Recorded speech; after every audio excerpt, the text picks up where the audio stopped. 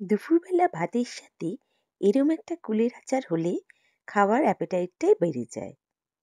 নমস্কার বন্ধুরা, mother simple কিচেনের তরফ থেকেই আমি অন্তশ্রী আপনাদের সকলকে জানাই স্বাগত। নতুন দিনের নতুন রেসিপি নিয়ে আমি আবার হাজির হয়ে গেছি। আজকে আমাদের রেসিপি কুলের আচার বা কুলের টক। আমি একদম ইনস্ট্যান্ট কুলের আচার এখানে তৈরি করেছি, আর খুবই ঝটপট হয়ে যাবে। চলুন দেখে নেওয়া যাক কী করে করছি আমি কুলের আচার। এখানে আমি নিয়েছি টোপা কুল। দেখুন 500 গ্রাম মতন টোপা কুল নিয়েছি, আর যে কাঠিগুলো থাকে সেগুলোকে আমি ভালো করে বাদ দিয়ে দিচ্ছি। ভালো করে ধুয়ে নিয়েছি টোপা কুলটাকে।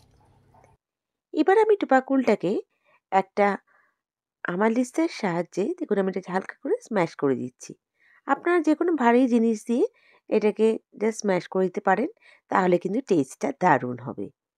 দেখুন আমি হালকা হাতে এটাকে সফট করে স্ম্যাশ করে দিচ্ছি। দেখেছেন, জাস্ট হালকা একটু ফাটিয়ে নেব টোপা কুলগুলোকে। এবার আমি একটা মশলা তৈরি করে নিচ্ছি। কড়াইতে 2টো শুকনো লঙ্কা, 1 চামচ 5 ফোড়ন, 1 চামচ গোটা জিরে, 1 চামচ গোটা ধনে, আর 1 চামচ গোটা মৌরি শুকনো খোলায় বেশ সুন্দর করে আমাদের কিন্তু ভেজে নিতে হবে। খুব বেশিক্ষণ ভাজবো না, একদম মিডিয়াম টু লো ফ্লেমে আমি এটাকে রোস্ট করে নিচ্ছি।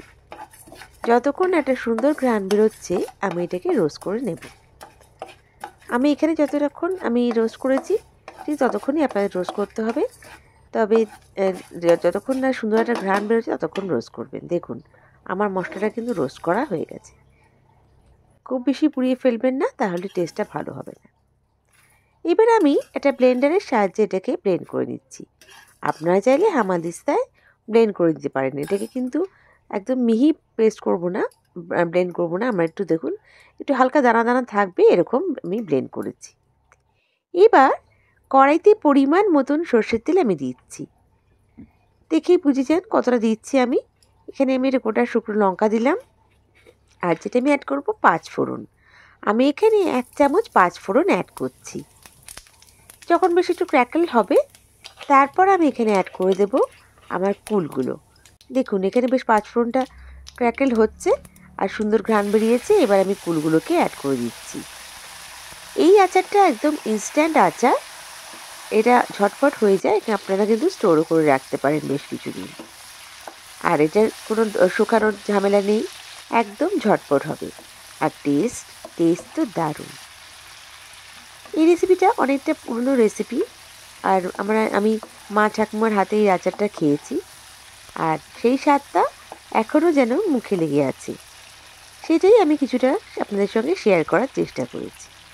এবার আমি এখানে 1 চামচ মতন নুন দিচ্ছি। আপনারা আপনাদের স্বাদ অনুযায়ী নুনটা ব্যবহার করবেন। দেখুন ভালো করে কুলটাকে কিন্তু ভাজা ভাজা করে নিচ্ছি। ততক্ষণ আমি একটু ফ্রাই করব যতক্ষণ দেখুন কুলটা ফুলে যাচ্ছে, বেশ সাইজটা ফুলে যাবে, ফেটে ফেটে যাচ্ছে কুলটা নিজের থেকে। ততক্ষণ অবধি আমি এটাকে ভালো করে একটু ফ্রাই করছি। দেখেই বুঝতে পারছেন কুলটার কিন্তু টোটালি চেঞ্জ। এবার আমি নিয়েছি এখানে গুড়। আমি এখানে আখের গুড় 200 গ্রাম নিয়েছি। এটা একটা গ্রেটারের সাহায্যে আমি ভালো করে গ্রেট করে দিচ্ছি। দেখুন গ্রেটারের সাহায্যে গ্রেট করলে বেশ ভালোভাবে মিক্স হয়ে যাবে, তাড়াতাড়ি হয়ে যাবে। আপনারা চাইলে হাত দিয়ে ম্যাশ করেও দিতে পারেন, তবে গ্রেটার দিয়ে দিলে কিন্তু একটু ভালো হবে। দেখুন ভালো করে গুড়টা আমি দিয়ে দিয়েছি। এবার আমি একটু ভালো করে কিছুক্ষণ এটাকে রান্না করে নেব। এটা একটুখানি হালকা গ্রেভি গ্রেভি রাখতে হবে, যেহেতু এটা আচারটা যখন ঠান্ডা হবে তখন কিন্তু এটা শুকিয়ে যাবে।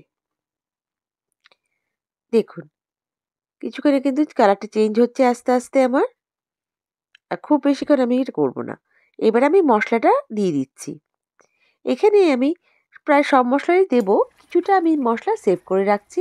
এটা লাস্টে দিলে পরে টেস্টটা কিন্তু দারুণ হবে। দিয়ে দেখুন ভালো করে একটু মিশিয়ে নিচ্ছি। মশলাটা দেওয়ার পর কুলের আচারের একদম কালারটাও কিন্তু চেঞ্জ হবে, আর টেস্টটাও। দেখুন কি সুন্দর কালারটা চলে আসছে ধীরে ধীরে। এবার আমি এখানে অ্যাড করে দেবো 1 চামচ মতন কাশ্মীরি লঙ্কা গুঁড়ো। আপনারা যদি চান এটাকে অ্যাভয়েডও করতে পারেন, তবে দিলে খুব সুন্দর দেখতে হবে। দেখুন ভালো করে একটু আমি মিশিয়ে নিচ্ছি।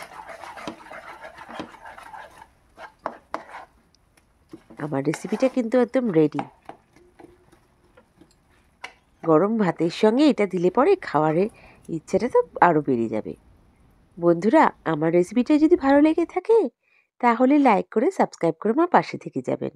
আর বেল আইকনটা প্রেস করবেন যাতে আমার রান্নার নোটিফিকেশানগুলো সবথেকে প্রথমে আপনার কাছে পৌঁছে যায়।